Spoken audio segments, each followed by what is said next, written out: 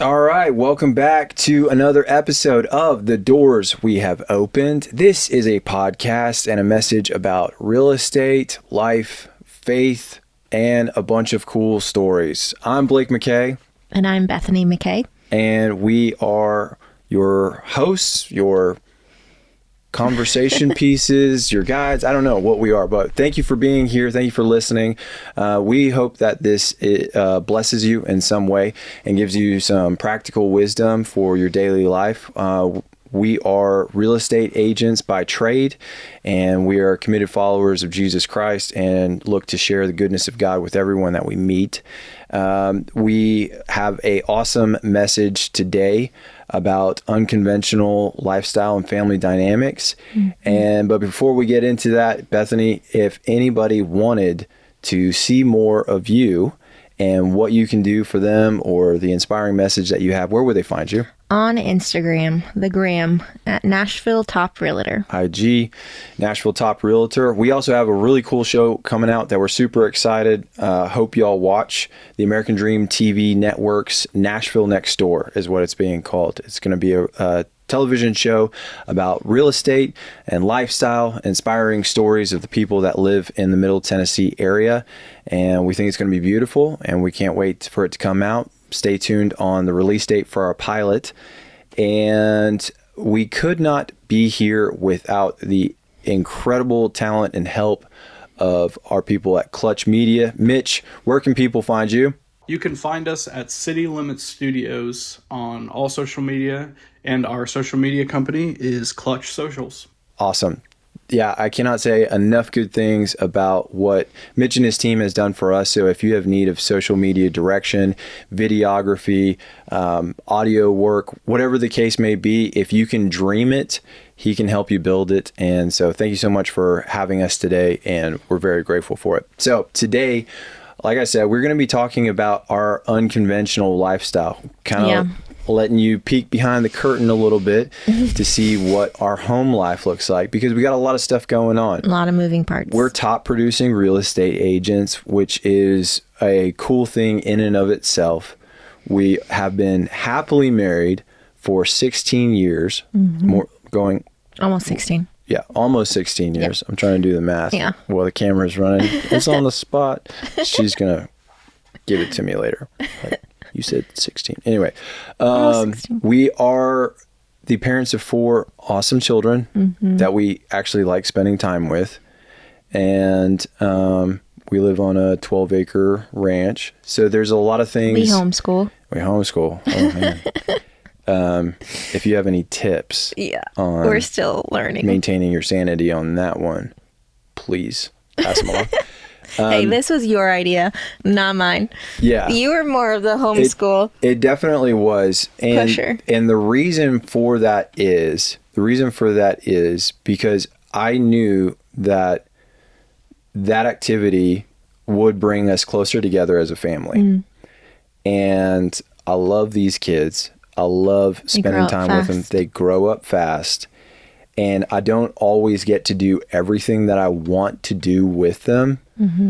But at the end of the day, looking back on it, I can say I spent every single moment that I could with them. And so that was the impetus for deciding to homeschool them. And I get a lot of satisfaction of that. Hard things can be very satisfying. Just because it's hard doesn't make it not rewarding. And so I wanted to break down a little bit of our philosophy when it comes to home life and roles and parenting and being business leaders all at the same time. Yeah. So I want you to jump in whenever you want to, but I'm gonna riff on this one. Okay. And and wherever you see an opening, just take it. Got it. Yeah. Muscle your way in. Okay. So our family lifestyle revolves around this idea of a home economic unit. So in Western culture, in many parts of the world, it's not uncommon for a husband to leave the home, or maybe both parents leave the home, and then there's some arrangement for the care of children, or maybe the delaying of having children. We didn't do that. Like, we got married at a very young age. I was 21. She was just turned 20. She had just turned 20, finishing up college, and having our firstborn within a 2-year period. Yeah. So we did a ton of life very, very quickly. I was 21 when he was born. Yeah. Yeah. Yeah. And so, And then we had 4 kids in 5 years. yes. And so while we were having kids back to back to back to back, your attitude was, I can do something that brings income into the home. And you said that you can do that in the home. So you said that you can have another child come into the home, and you can watch the child while mom and dad are away and stuff. Yep. You did dog walking. Yep. While you were pushing the stroller and had the baby carrier. Yep. And stuff like that. Dog walking, personal assistant, daycare, bookkeeper, bookkeeping, refinishing furniture. Yep. Let's see, what else? I know there's more. Making clothes, selling them. Yep. Etsy shops, building bots before AI. Yep. And building out workout programs. And before it was cool. Actually, that's a whole nother podcast. Yeah. Had some early success with that. Yeah. You were very forward Sold thinking. myself too hard. I mean, like, gave my ideas away and somebody else ran with it. Learned a hard lesson there. Yeah. Oh, well. But the good news is AI made all that stuff obsolete anyway. That's true. It's so true. Yeah. So I was always doing something. Yep. Because that's just how I am. Yep. I like to create things, and if I'm not creating something or working on something, I just don't function well. And so yeah. And then that transformed when you were made an offer that you felt like you couldn't refuse to work for a big company. Yeah. And honestly, the income that we received from it was really nice. It helped us a lot. It helped us a lot because, like, with the extra jobs that you were doing, plus my main source of income, plus my, don't go into debt, kids. Like, student loan debt, Yeah. it will. We're not going to let our kids do that. It will actually crush you. So avoid it at all costs. If we didn't have that, we might have had a different story of like, hey, Correct. mom never had to leave the home. Yeah. She could have been doing this extra income stuff, and we would have been well provided for in that regard. Right. It would have been fine. But we had to do what we had to do. And so that transitioned to working outside the home and having a caretaker or a nanny or a preschool being the primary care for our children for a time. Yeah. And that continued for several years because you were getting promoted in this new job. I think 6 years. Yeah, about 6 years. And That's about right, yeah. And I was working for the military. I was working for law enforcement. Like, there was just no opportunity for me to work inside the home. Yeah. So we were going in 2 different directions. We're going in 2 different directions. For quite a while. Yep. And the kids got to be of school age. Which here in America, that's very normal. It's very normal. It's very normal. Yep. Yeah. I'm not criticizing. Yeah. I'm telling our story and how happy I am about where we are now. Yeah. Because the kids get to school age and they go to public school. They were. Yep. And because of job schedules, they were in after school care. By the time both of us come home, it was 6, 7 o'clock at night. Yep. Sometimes later. Yep. And we get an hour to catch up with them, ask about their day. Yeah. Maybe. And then it's brushing teeth and off to bed because school starts early in the morning. So after a few years of doing this, we were like, dang, man. What are we doing? This is like... Why are we doing this? Why are we doing this was the big question. Because the kids are such a treasure. And we wanted to figure out how we could do life together all the time. You're very abnormal. Yeah. I don't think every couple would say that, though. So our relationship was strained during that time. It was very strained. Because that's a whole nother podcast. We had to catch up with each other about our days and check in and how things are going on. Yeah, we weren't doing well. And so multiply that times the relationship with the other 4 kids. Right. And so all that to say, when you left corporate world and started working in real estate, all of a sudden those relationships start coming back together. Ish, not quite yet, because then you had to make up some of the income from me leaving corporate, so you had to work a whole bunch of extra jobs now. Yeah. I now had to figure out how to build a business on my own I had a mentor too, of course, but also have 4 kids in tow with me to showings and driving around or figuring out childcare for them, for meeting with clients that wouldn't be okay with 4 little kids coming with, figuring out how to do open houses around your schedule. There was still a lot of that. Now, mommy was back home in a sense, but I was still working and creating something. But that dynamic of doing it alone on my end was hard, very hard. But I did it because I knew that's what I needed to do. And it's also a blessing that I could do it with them. Yep. And yeah. And then I came on board, and then now all of a sudden, it wasn't overnight. Kids were still in public school. We were still dealing with some of that distance that comes with having the kids in one spot away from us for 8 hours, 9 hours, 10 hours a day. And then only having a little bit of family time together. Yeah. Then bringing them home. Yeah. Now functionally, we're all in this real estate helping model together.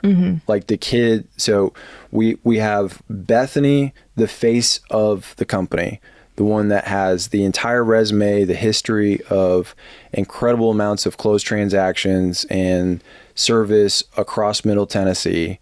You have Blake that essentially functions to keep Bethany alive. So he's all things, though. Yeah. You do real estate too. Yeah, we'll get into that. But yeah, I mean, you're my bodyguard. You just on the way here, you're like, you haven't eaten, eat some yogurt. Yeah. So it's funny that you say that. But in all sense, it really is true. You do. Yeah. So my biblical mandate is to be priest, provider, and protector. Okay. So my desire, the kids don't always cooperate, but my desire is to have family discussions that revolve around the Word of God. I try to bring in age-appropriate devotionals, start explaining Bible stories to them, help them to think critically through the stories of Scripture, and pray together as a family, and address any issues that come up between the children when it comes to conflict, or when it comes to current events, or when it comes to any number of things through a biblical lens. So when I say priest, that's what I'm doing. I'm honing in on the spiritual direction of my family, making sure that my wife and my children have the tools that they need in order to develop their relationship with God as best as they can. Now, when it comes to provider, I recognize that real estate as our source of income is best served with this pretty girl right here. And her grace and commitment to all of our clients and consumers. I make sure that she has everything that she needs to fulfill our obligations in that way. And we are ultimately getting paid. I also have a very, very passionate leaning towards investment real estate. And so my job in that regard is to source potential investment properties. So keeping up with the relationships of people who want to sell their home in a distressed manner, not a retail manner. A retail manner, we've got lots of pretty pictures, and we get the highest price that your home could possibly sell for. And then when it comes to a distressed manner, if the home is vacant, the home is in disrepair, and I would like to step in and take that burden away from you. So yeah, he solely works in the investment world. Pretty much, I would say 99% of what you do within our business is all investment, whether it's sourcing properties, working with, the clients, and acquisitions, along with dispositions and investment properties for ourselves and for our clients. Yeah. Like, that is what you're good at. That's what you do. And then all other aspects of real estate, you hold my hand, walk alongside of me, as far as taking me places, driving me places to get to my next appointment for my listing and presentations, help print things off, do any kind of almost, I don't want to degrade it and make it sound less than, but you're like my personal driver, assistant, bodyguard. A lot of times I haven't met these people, and so you don't let me go anywhere where I don't know them. You're with me. And so, yeah, in a lot of ways, you're my assistant, but you're more than that, because you're also my challenger, in the sense of, okay, this isn't working. The system isn't working. You're running on empty. When you ask the questions, even though I may not always have an answer for you in that moment, how can we systemize this? What do we need to put in place in order for you to thrive and do what you're really good at, which is real estate as a whole?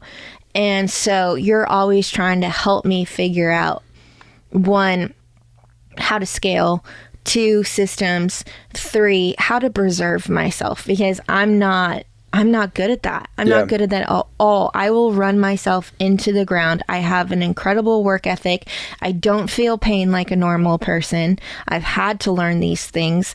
And so you've really been that for me, and that voice and that advocate too. So that's huge. It's huge. And it's funny. I want to bring it back to, since the biblical principles, like, whenever growing up thinking about a Proverbs 31 woman, I always thought it was like, I guess I only heard parts of Proverbs 31 and took them out of context. Do you remember what parts? Well, I just thought I was just supposed to be this Susie homemaker that does all the things home and tidies up my house and cleans it and takes care of the children and feeds her husband. And that's how I went into marriage, thinking that that was my only duty. Now, I don't want to degrade that either. I don't want that to sound less than. That is one of the most important roles ever. And it's huge. And I train my girls into, parts of that. But there's so much more to a Proverbs 31 woman than just this traditional. Well, what is traditional? Mom. So what, without like getting canceled or whatever the case may be, read Proverbs 31. And you will see a woman whose priority is the home. Mm-hmm. She takes care of the home, and she considers a field and buys it. Yeah, but I don't take care of my home very well, because I hire people to help me take care of my home. I think you can make a justification that you have a greater God-given talent to help other people with the sacred responsibility of buying and selling their home. Yeah, cleaning my home does not produce income for me. Yeah, so it's just it's like one of those things where it's like, okay, in business we talk about leverage, your greatest leverage. Where is it? Like, what can you exactly get the greatest outcome for? Right. But yeah, so like a lot of people will read that chapter and pick and choose the ones that they want to apply to themselves. But yeah, the wife of noble character, Proverbs chapter 31. If you haven't read it, pick it up. See how many business activities are in that.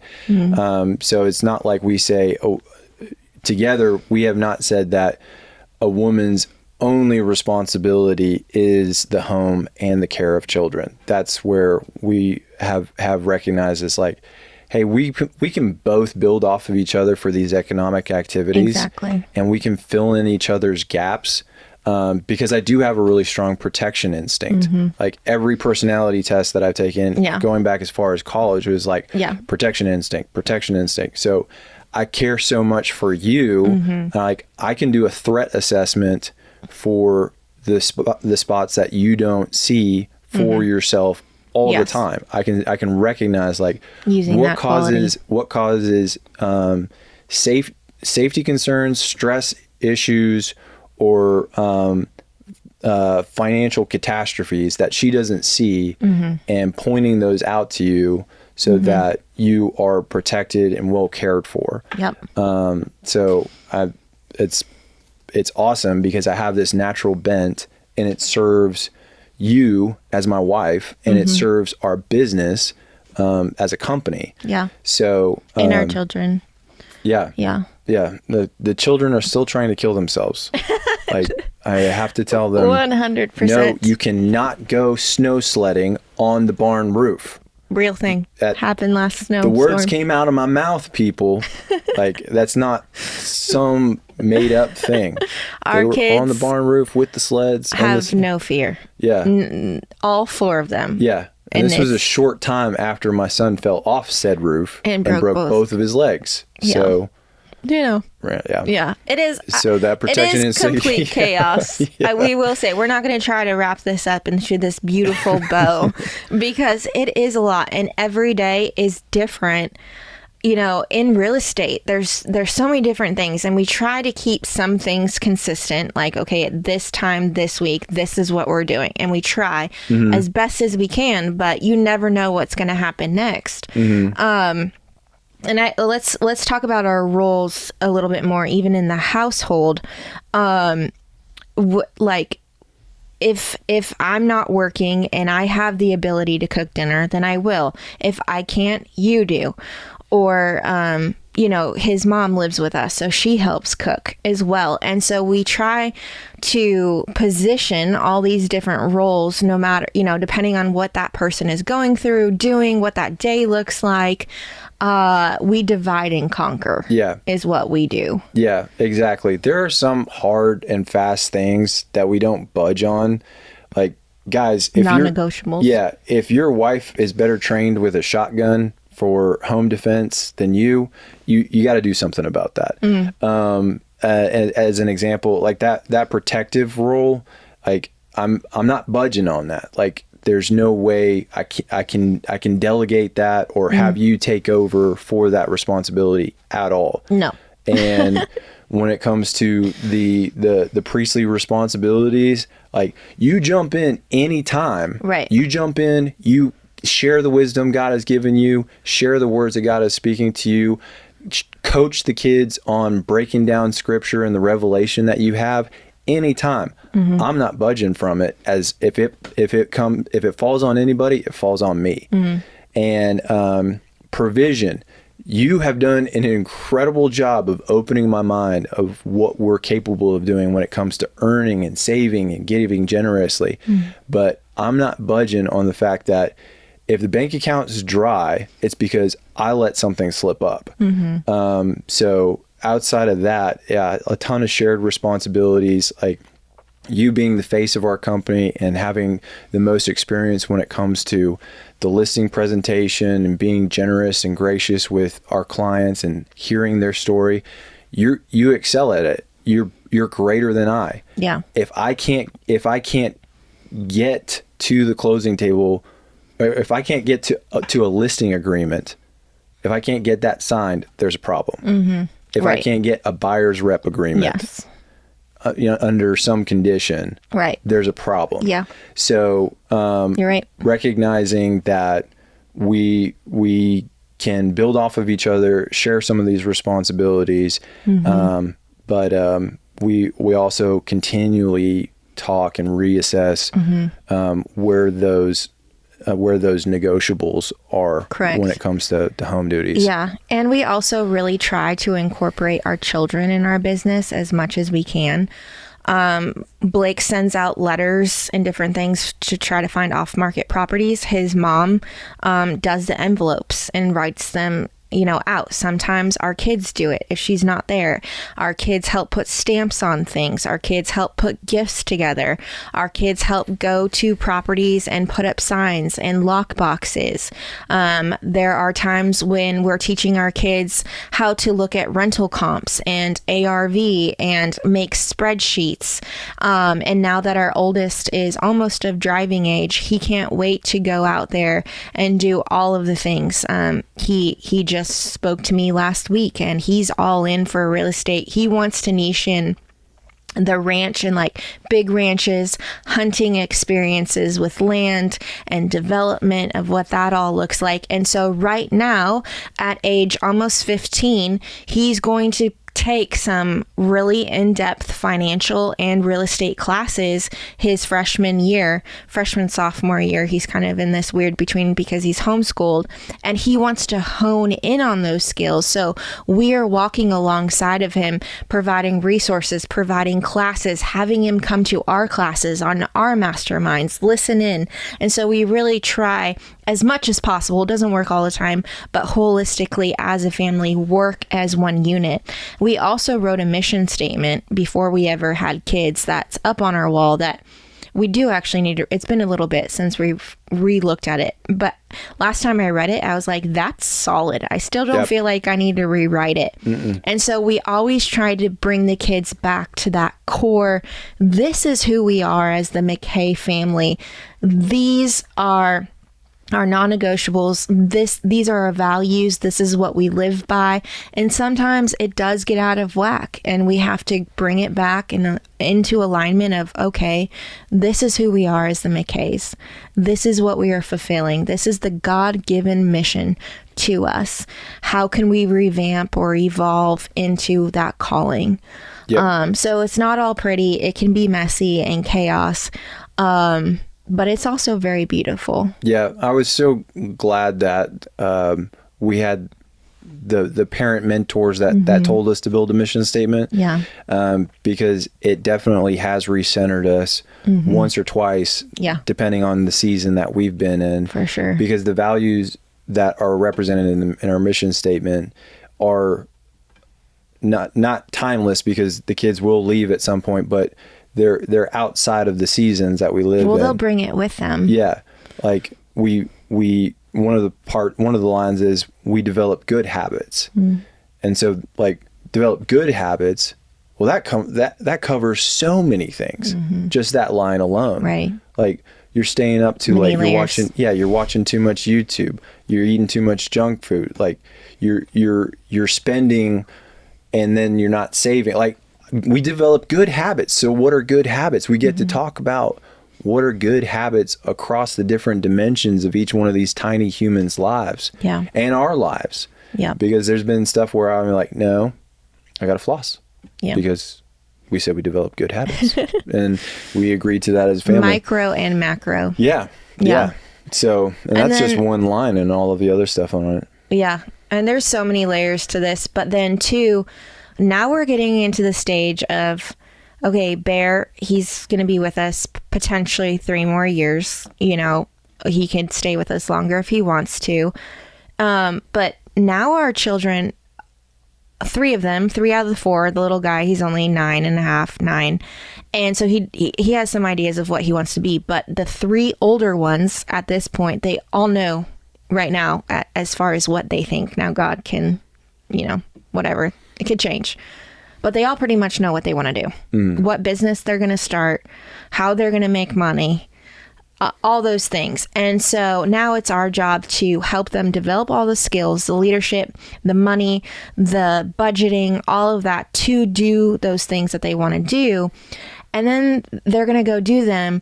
And I feel like part of our calling, and we were talking about this in the Jewish culture versus American culture, that we want to set them up for the best success, be their first customers, help them with the business, and maybe even be in the business somehow right alongside of them in the trenches, We just don't want to be like, hey, here, little butterfly, go fly away and go figure it out. Like, no, we heavily want to be involved in that and training them continually. And I've seen that in like our culture, that's not very normal. Like, you're an empty nester, empty nester, and it's like, okay, come back and see grandma. Like, no, we don't want to be that. We want to go where you are and help you, because it is so hard out there. It is so hard to start out.